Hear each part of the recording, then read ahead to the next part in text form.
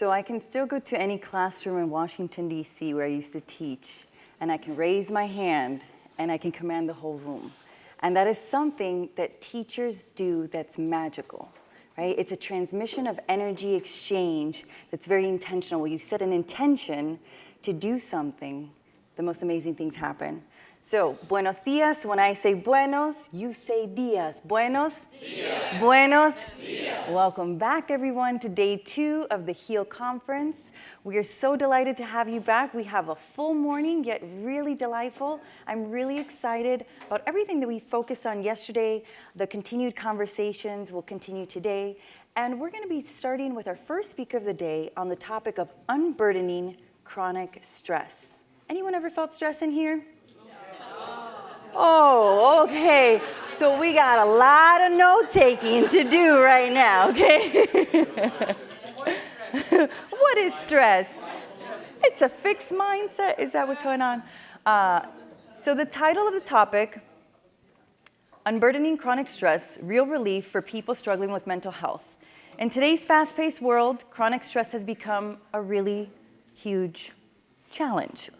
I believe challenges are just opportunities to demonstrate how much we have grown and learned. Right? The heavy pressures of our modernity and life can take a toll on our mental health if we are forgetting to tune into self-care and self-love. So here, Conrad Aquino, the Chief Experience Officer, will share his personal revelation of breaking free from chronic stress, unveiling the path to a life of genuine contentment and tranquility. Please join me in welcoming Conrad to the stage.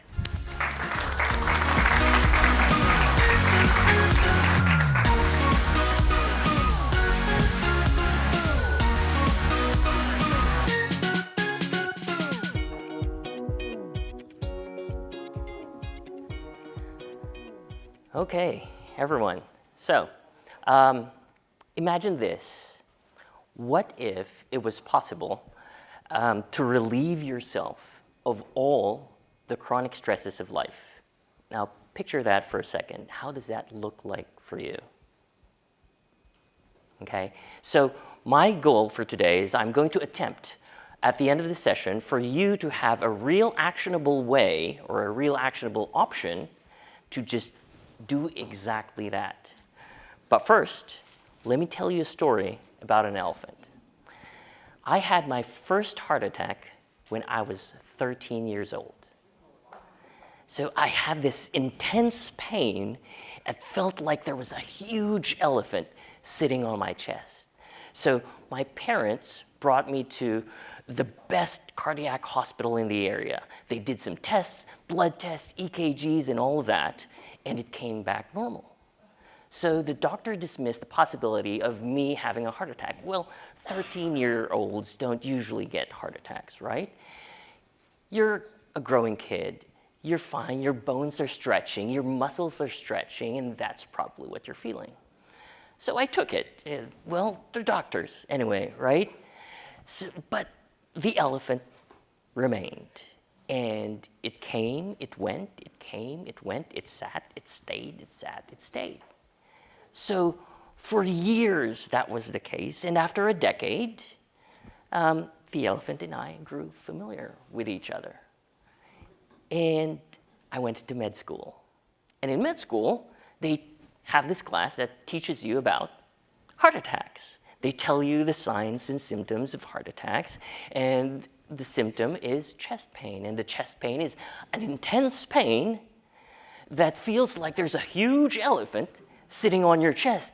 And I was like, I know that elephant.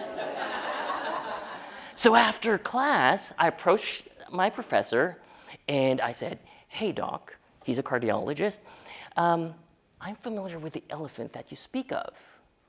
And I've been having this elephant since I was 13. So my thought is, I've been having these heart attacks, or I'm still growing. Which is it?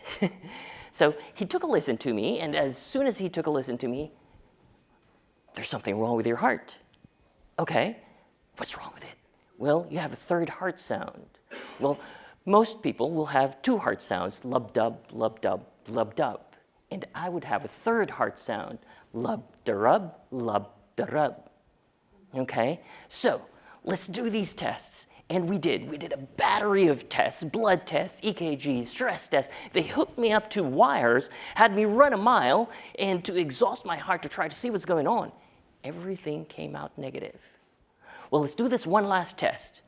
Okay, it's a 2D echo. A 2D echo is just basically an ultrasound of the heart. It kind of visualizes what's going on in there, how the heart contracts, how it pumps out blood, how effective it is, and all that stuff.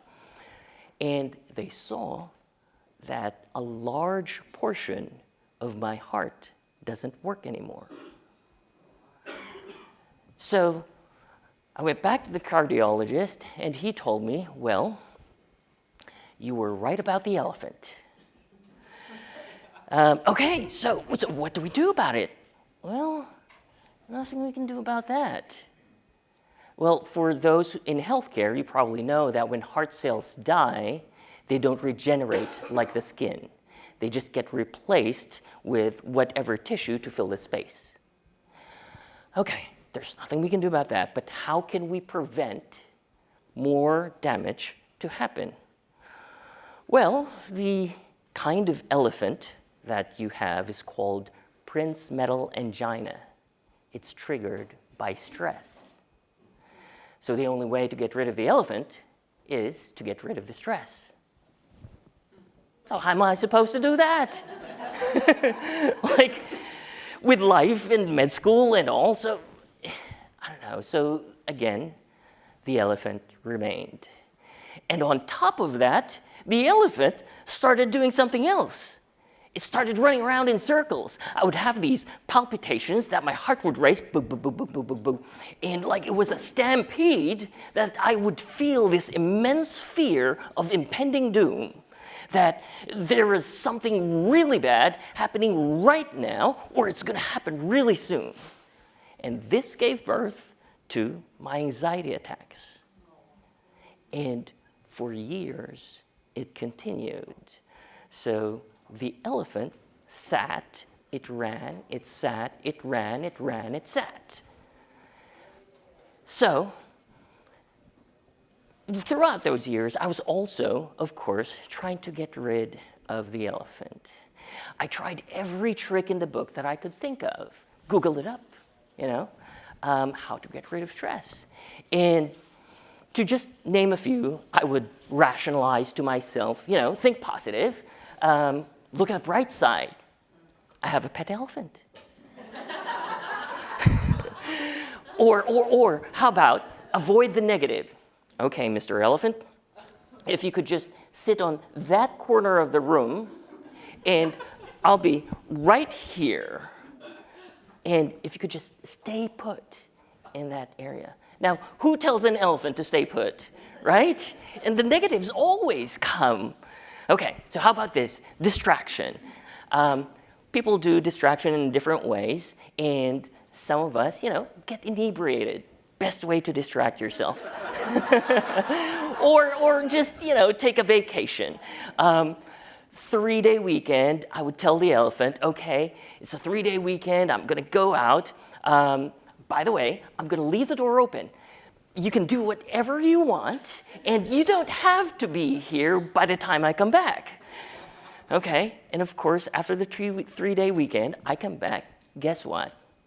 Yes, the elephant was still there. Oh, how about this? Meditation, mindfulness, right? There is no elephant. Ignore the elephant in the room. Damn it, it's still there. So, yes, I tried and I failed miserably. And so came a low point in my life. And in this low point, I started questioning life. Now, I didn't want to be a multi-millionaire or anyone like that. I just want a simple life, a place I could call home, live with my wife and kids, and live happily ever after. Like, it's so simple. But why is that so hard? Why is it so difficult?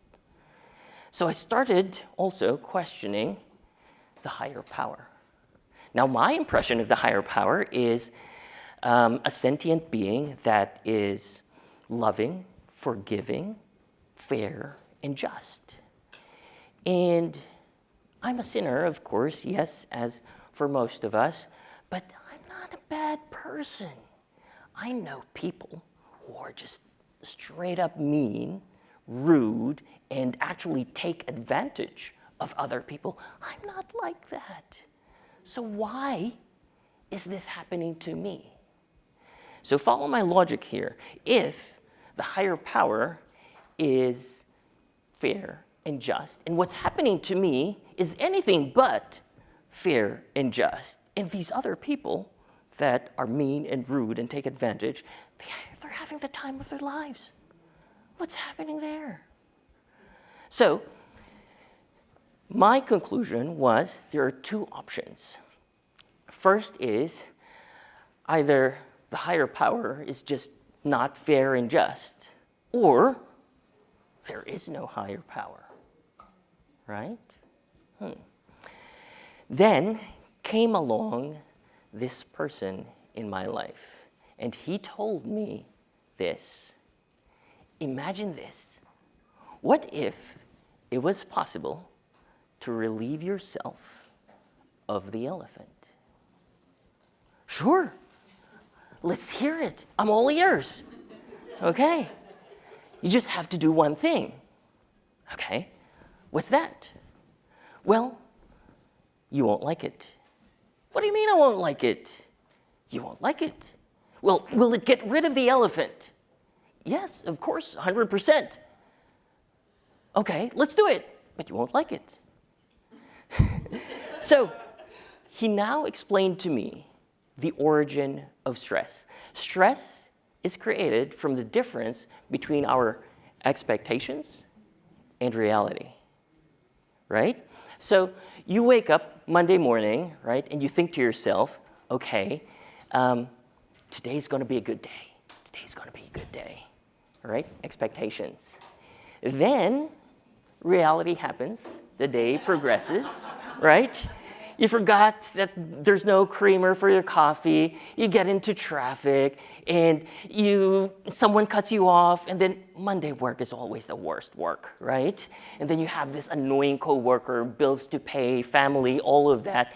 Any one of those, just one, would throw your day off. It's a Monday. Just knowing it's a Monday, it's not a good day, right? So expectations versus reality. The greater the difference between our expectations and reality, the greater the stress. The smaller the difference, the smaller the stress, right? Makes sense. Okay, so I ask him, what do I do now? All right, let's get rid of this elephant. Okay, so I'm sure you've tried every trick in the book. And I did, yes, but I failed. Well, the truth is, all those strategies, all those techniques were meant to help you live with the elephant, not to get rid of the elephant. It will help you cope with the elephant, live with the elephant. So if you want to continue living with the elephant, that's fine. These techniques will help you do that, yes. But if you want to get rid of the elephant, then you have to do something else. All right, okay, let's go. Let's do this. All you have to do is expectations, reality, get rid of the expectations. When there is nothing to compare reality with, then there's no gap. When the gap ceases to exist, the stress ceases to exist. And it's as simple as that, right? But I wasn't having it. I was like, do you mean that I have to drop my career, leave my family, live in solitude in a cave somewhere in the mountains to achieve this life? Well, he said, no, not that. So what you need to do is just to simply, continue to set your goals, implement the plans or interventions you need to achieve your goals. And if it happens, great, yay. But if it doesn't happen, we allow life to happen. So he proceeded with a question is, how do you know how your life is supposed to be? I was like, I don't know that. But I know how I want it to be. Right? And he tells me, yes, that's the difference. This is how you want it to be, but this is how it's supposed to be. And that's why the gap still exists. Okay, and then he asks me, okay, how many times have you, made plans for your life? Well, all the time. Okay, and how many times did each of those plans have actually, done exactly how it's supposed to be and pan out? 0 times. Yes, never. Right? So there's a reason why. There's a reason why it never pans out. Because there is a power that is greater than what our feeble minds can plan out. Right?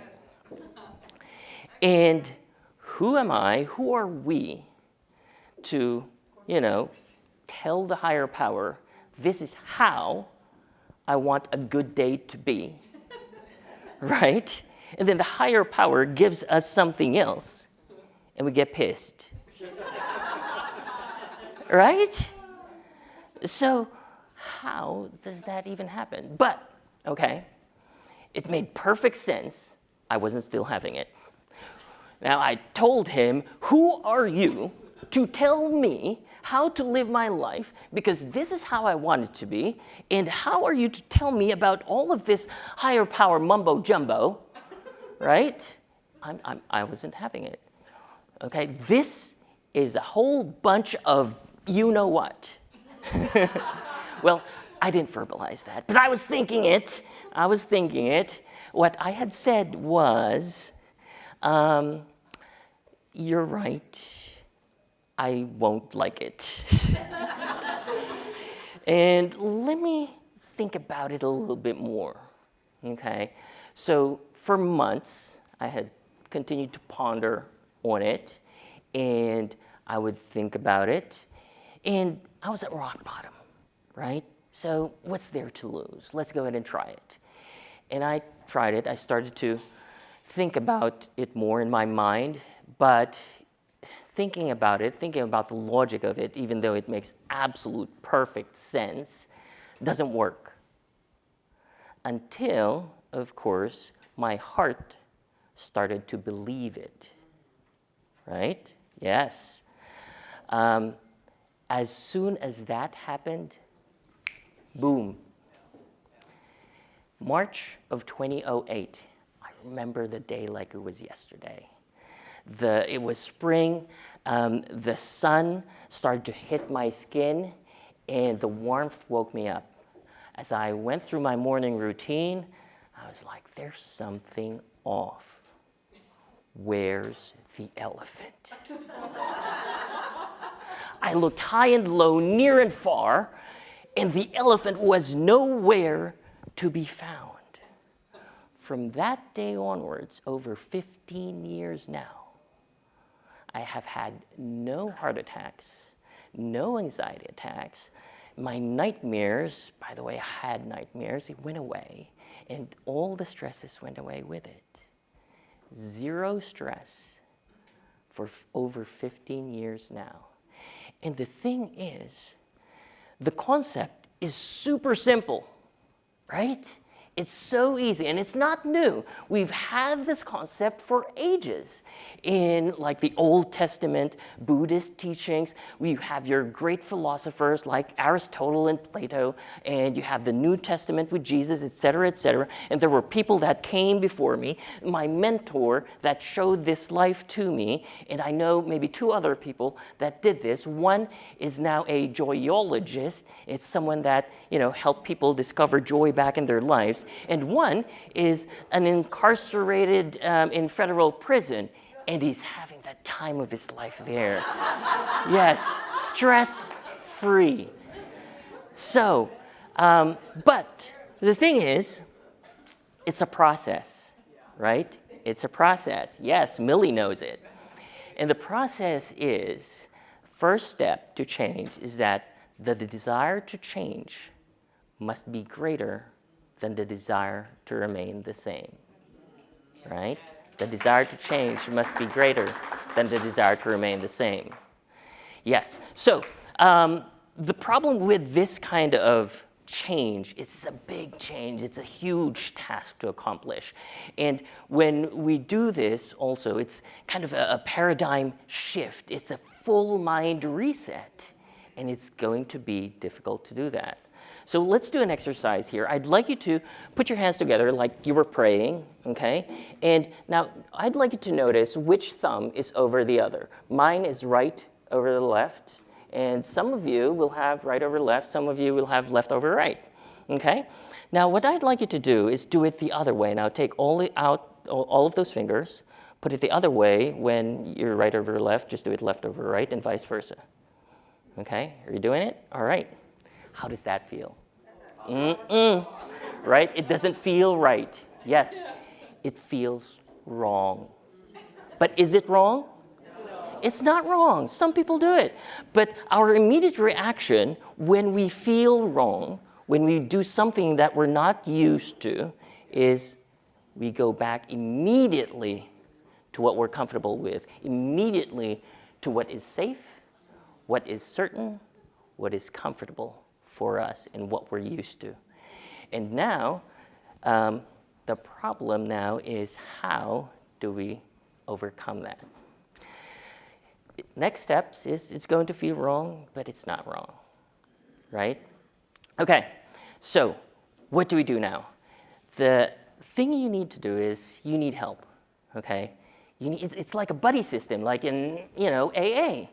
There's a buddy system. You need to make sure that someone who has done this before is able to help you out doing it for you, or helping you out in this process. So let me tell you one last quick story, okay? A man was walking down the street, falls into a deep hole where the walls are too steep to climb, okay? Man is stuck.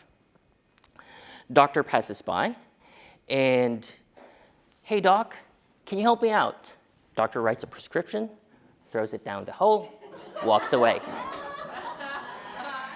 Priest passes by, okay? "Hey, father, can you help me out?" Priest writes a prayer, throws it down the hole, walks away. Then finally, friend passes by. "Hey, Conrad, can you help me out?" And then Conrad says, "Sure," and immediately jumps in the hole. And the man was like, "Are you insane? Now we're both stuck." And Conrad says, "Don't worry. I've been in this hole before, and I know how to get out." And in my previous life, yes, and in my previous life, I was the man, and I told my mentor that he was insane. That he was crazy, but he told me that, "Don't worry, I've been down this hole before, and I know how to get out." Yes.